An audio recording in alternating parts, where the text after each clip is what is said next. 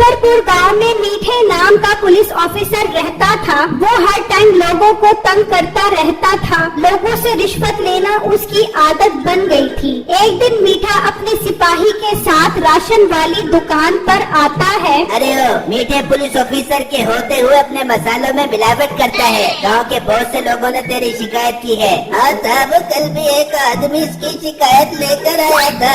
नहीं नहीं पुलिस साहब, मैंने कभी अपनी जिंदगी में बेईमानी नहीं की।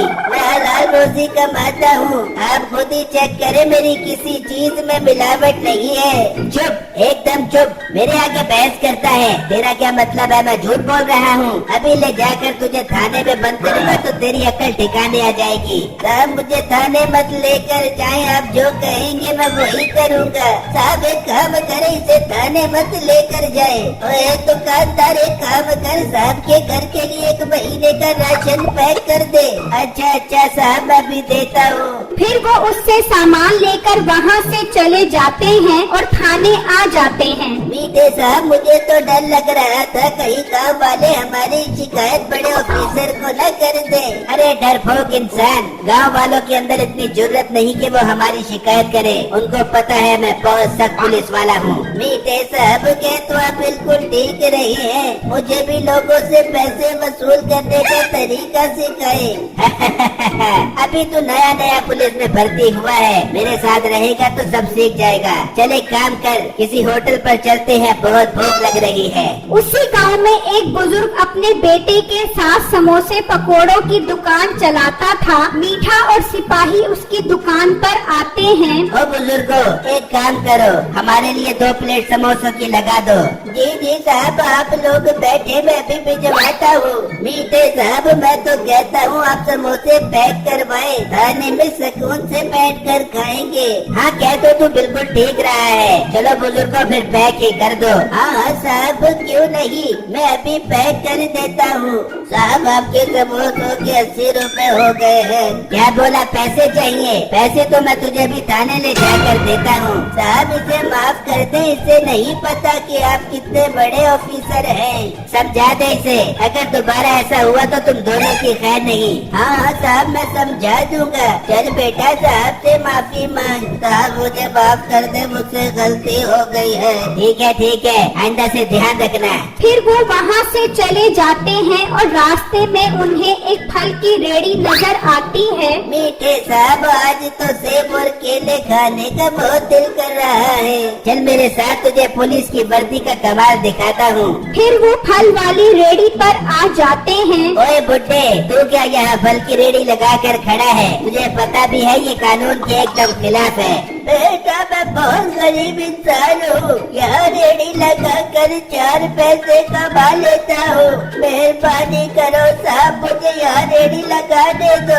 अब बुड्ढे बहस करता है मेरे आगे। जब बोला है यहाँ पर रेड़ी नहीं लगानी तो नहीं लगानी। मीठे साहब पर यहाँ पर रेड़ी लगाना गैर कानूनी तो नहीं है। सिपाही तो चुप कर, तूने सेब और केले खाने हैं कि नहीं? इस बुड्ढे को डराऊंगा तो ही ये हमें हाथ जोड़कर सेब और केले देगा। साहब मैं बहुत गरीब इंसान हूँ, मेरी इसी रेड़ी से मेरे घर का चूल्हा चलता है। जबान चलाता है बुड्ढे मेरे आगे। चल 2 किलो सेब और 1 दर्जन मोटे मोटे चितरी वाले केले पैक कर दे, और कल से तेरी रेड़ी यहाँ पर नजर न आए। फिर मीठा और सिपाही फल लेकर वहाँ से चले जाते हैं और वो बूढ़ा आदमी दुखी होकर रेड़ी लेकर चला जाता है और घर आकर रोने लगता है। तो उसकी बेटी आती है। क्या हुआ आप क्यों रो रहे हैं और आप इतनी जल्दी वापस क्यों आ गए? बेटी, मीठे पुलिस वाले ने मुझे फलों की रेड़ी लगाने से मना कर दिया है। मुझे समझ नहीं आ रहा अब हम कहाँ से खाएंगे। अबू आप परेशान मत हो, अल्लाह हमारी मदद करेगा। उसी ने हमसे रोजी का वादा किया है, वो हमें भूखा नहीं रखेगा। उसी गांव में बिट्टू नाम का लड़का अपनी बीवी के साथ रहता था। बेगम मैं रिक्शा लेकर काम पर जा रहा हूँ, आपने कुछ मंगवाना है तो बता दो, मैं शाम में वापसी पर लेता आऊँगा। बिट्टू फिर आप एक काम करें, वापसी पर चाय की पत्ती लेकर आना। सुबह नाश्ते में चाय न हो तो नाश्ते का मजा नहीं आता। ठीक है बेगम, मैं आते हुए लेटा आऊंगा। फिर बिट्टू रक्षा लेकर घर से निकलता है, जबकि मीठा एक जगह नाका लगाकर खड़ा होता है तो बिट्टू वहाँ से गुजर रहा होता है तो वो उसे रोक लेता है। बड़ी स्पीड में जा रहा था मोटे, तेज रिक्शा चलाने के जुर्म में तेरा चालान कटेगा। पर साहब मैं तो रिक्शा आहिस्ता चला रहा था, वैसे भी मुझे रिक्शा तेज चलाने से डर लगता है। मोटे पेट वाले गेंडे, मुझसे बहस करेगा? ला 500 रुपए दे। पर 500 क्यों दूं साहब, मैंने तेज स्पीड में रिक्शा नहीं चलाया। साहब के आगे बहस कर रहा है, जो साहब कह रहे हैं वो कर, वरना तेरा रिक्शा थाने में बंद कर देंगे। पर मैं 500 रुपए नहीं दूंगा, आप लोग मेरे साथ गलत कर रहे हो। वो रिक्शा तेज चलाने के जुर्म में बिट्टू को थाने में बंद कर देते हैं। फिर अगला दिन होता है। समोसे वाले भाई, इस गांव में मीठा पुलिस वाला बहुत रिश्वतखोर है। पता नहीं हमारे हंसते बसते गांव में कहां से आ गया, जीना ही हराम कर दिया है उसने तो हमारा। हाँ भाई आप बिल्कुल ठीक बोल रहे हैं, हमारा भी रोजी कमाना उसने हराम कर दिया है। दूसरी तरफ बिट्टू की बीवी परेशान होकर थाने आ जाती है तो देखकर हैरान रह जाती है कि बिट्टू जेल में बंद होता है। साहब ये आपने मेरे शोहर को क्यों बंद किया हुआ है? तेरा शोहर तेज स्पीड में रिक्शा चला रहा था, इस जुर्म में बंद है। नहीं नहीं बेगम, मैंने रिक्शा तेज नहीं चलाया था। चुप कर मोटे, एक तो जुर्म करता है ऊपर से बहस करता है, अब तू सारी जिंदगी जेल में सड़ेगा। नहीं नहीं साहब ऐसा मत कहें, मेरे शोहर को माफ कर दे। मेरे साहब बहुत सख्त ऑफिसर हैं, इतनी आसानी से तेरे शोहर को माफ नहीं करेंगे।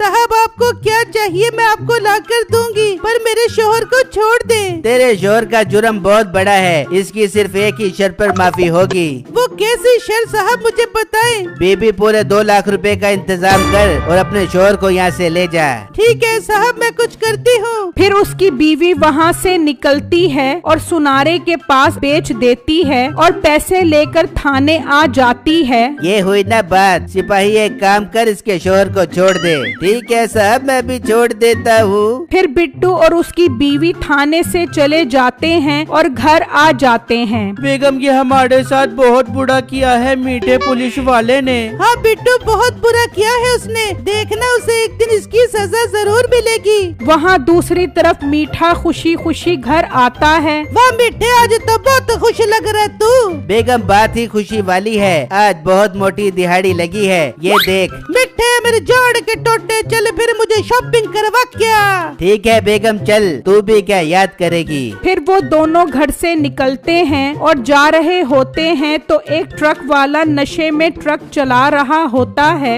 आज वो सब बड़ा भाई 12-11 पी कर ट्रक चलाने का बड़ा ही स्वाद है यार। तो उसका ट्रक बेकाबू हो जाता है और वो मीठा और नसीबों को नीचे दे देता है और वहाँ से भाग जाता है। मीठा और नसीबों दोनों मौके पर ही मर जाते हैं। नाजरीन बुराई का अंजाम हमेशा बुरा ही होता है।